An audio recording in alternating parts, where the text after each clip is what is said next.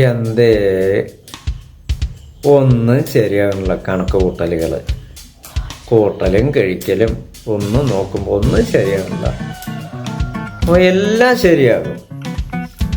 ഇക്കൊല്ലവും നിങ്ങളുടെ മോഹൻലാൽ സുരേഷ് ഗോപി കളിയും ഇതൊന്നും കാണാൻ കേരളത്തിലെ ജനങ്ങൾക്ക് സമയമില്ല. ജനങ്ങൾക്കും വിവരം വെച്ച് തുടങ്ങി. വേറെ ആരും വന്നിട്ട് രക്ഷപ്പെടുത്താൻ കഴിയില്ല. പിന്നെ ഇപ്പോൾ ഉള്ളതിനെ തന്നെ പരിപോഷിപ്പിക്കണം, അത്രേ ഉള്ളൂ. നമസ്കാരം.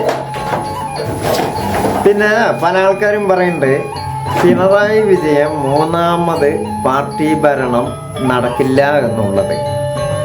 പക്ഷെ സത്യമായിട്ടും മാർക്സിസ്റ്റ് പാർട്ടിയാണ് ഇപ്രാവശ്യം ജയിക്കുള്ളൂ എന്നുള്ളതാണ് എൻ്റെ ഒരു കാഴ്ചപ്പാട്. വേറൊന്നുമല്ല, വലതുപക്ഷം അവർക്ക് വ്യക്തമായിട്ടുള്ളൊരു ധാരണയില്ല. രമേശ് ചെന്നിത്തലയാണെങ്കിലും ഇപ്പൊ VD സതീശനായാലും സ്വന്തമായിട്ടുള്ള ഒരു വ്യക്തമായിട്ട് ഒരു ധാരണയില്ലാണ്ടാണ് ഇവരിൻ്റെ ഗ്രൂപ്പുകളുടെ പോക്ക്. അപ്പൊ അവരെന്തായാലും വരില്ല.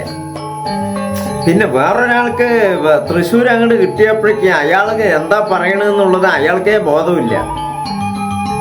തൃശ്ശൂർ മൊത്തം എഴുതി അങ്ങോട്ട് കൊടുത്തപ്പോ അയാൾക്ക് വായി തോന്നിയതൊക്കെ അയാൾ പറയുന്നത്.